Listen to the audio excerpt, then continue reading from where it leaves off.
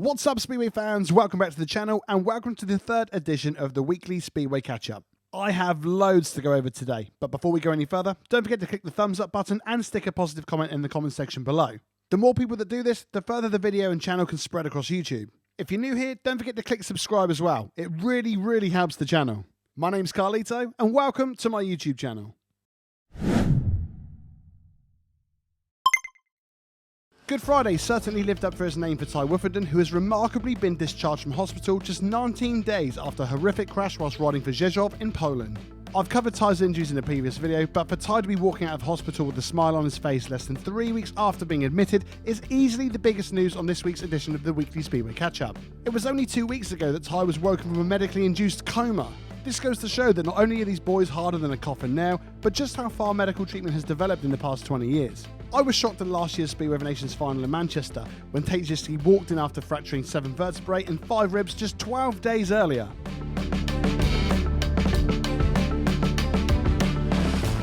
On the subject of injuries, it was a bad night at the office on Monday for Kings Lynn's Ben Cook, who happened to have what looked like an uncomfortable looking fall in heat number 10. It was later confirmed that Ben had broken his radius and scaphoid, meaning he would be transported to Poland on the Wednesday to undergo surgery. The operation was a success, and now Ben finds himself in a period of rehabilitation. Get well soon, Ben.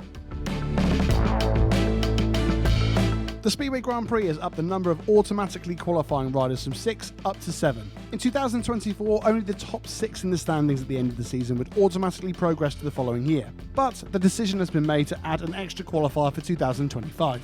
Of course, the social media experts will say that this is a pointless exercise, but it does take the decision and position out of the hands of the governing body and back into the hands of the riders. If there's anybody under their Transformers duvet complaining about the wildcard decisions, just remember that if Zmarzlik has a bad accident halfway through the season, he would likely need a wildcard decision to return in 2026. Without the wildcards, we could possibly lose some of the biggest names in the sport the following year through racing incidents. 2024 GP winners Jason Doyle and Mikkel Mikkelsen both had their World Championship careers saved by the wildcard picks, both of which would have likely finished in the top 6 if it wasn't for injury.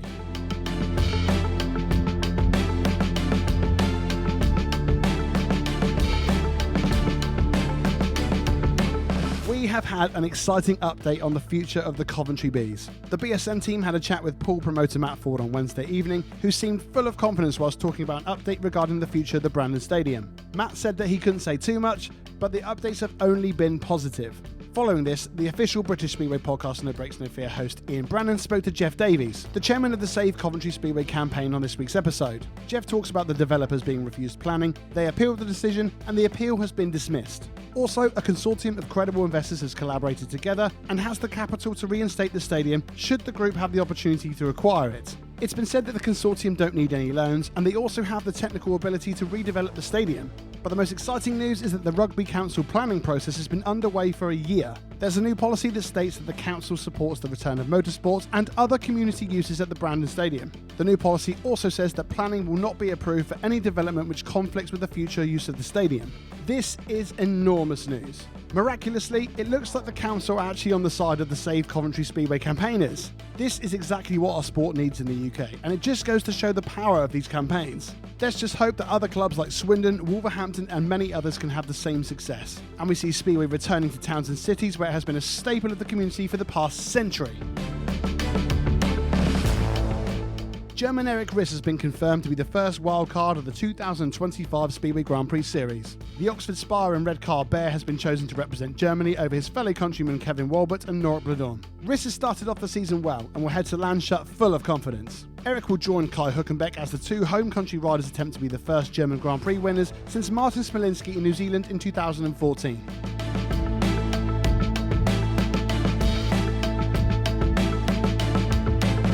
15-year-old 3rd Division rookie Cooper Rushen has broken the record of the most amount of points scored in a single day of British League racing. Although we've seen double headers before where riders have ridden twice in one day, it's usually an early afternoon meeting followed by another at 7:30 PM. But Cooper's day had 2 meetings and 12 heats completed within just 7 hours, with a 2-hour dash between the fixtures. Cooper started his day at the National Speedway Stadium, where he took 7 rides and scored 20 points for the Leicester Lion Cubs, dropping just 1 point whilst being caught in traffic, chasing down William Keynes. But 7 rides around the fastest track in the country just wasn't enough. Cooper and his team loaded up the van and lead-footed it 2 hours down the M62 to Scunthorpe, where the British youngster would participate in his second meeting of the day within just 5 hours. But did the travel frenzy affect the teenager's results?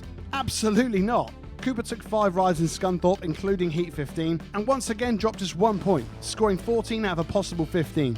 And most importantly, keeping his 2025 record of beating every number 1 and 5 in the league so far. This is an unbelievable start. You have to remember that Cooper has only recently turned 15 years old and moved on to a full-sized 500cc machine. Lots of riders struggle with the move from a 250 to a 500, but if anything, the extra horsepower has only made Cooper even stronger. It's remarkable just how comfortable and natural he looks on a bike, and I know that a lot of the viewers are exceptionally excited to watch him develop.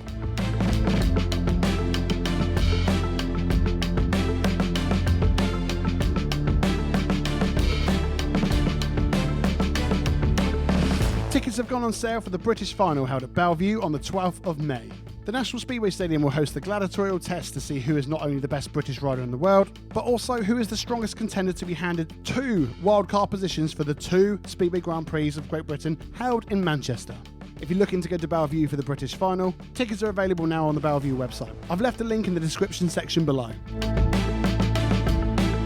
The last piece of news is a little bit of a sombre subject, as Leicester Lions have decided to sub out Sam Hagen and replace him with Dan Gilkes. This is a real awkward subject because you have to look at the swap from the eyes of both riders as well as Leicester as a club. Leicester have had a great start to the season, but outside of the absolute drubbing they served up at Perry Bar, all of the Lions meetings have ended by a win or a loss by the finest of margins. Knowing they only need a handful of points to turn losses into wins, as a team you have to make a change. And albeit disappointing for Sam Hagen, on the other side of the coin, this is a hugely exciting time for Dan Gilkes. Sam Hagen and Dan Gilkes are 2 of my personal favourite Speedway riders, but this is where you need somebody running the club using their head rather than using their heart. These decisions aren't personal, and if you look at the numbers alone, on paper, Gilkesy would be the stronger option at the moment. But this doesn't mean that Sam can't find the form he had in the first half of last season, where he won and still holds the British Under-21 Championship. Just remember, it wasn't that long ago that Dan Thompson was being dropped, and now he's stronger than ever. It's a roll of the dice for Leicester, but if it pays off, just getting a couple of extra points can make an enormous difference when it comes to where they finish in the league table. I'm wishing the very best of luck to Dan at Leicester, and just as much to Sam, who I have no doubt will find another placement by the end of the season. As always, I finished up with where you can watch Speedway over the following 7 days, highlighting the meetings that have an independent live stream with a blue dot and fixtures that are streamed on BSN with a green dot. Once the TNT fixtures come in, I'll be adding another coloured dot for the TNT live fixtures as well.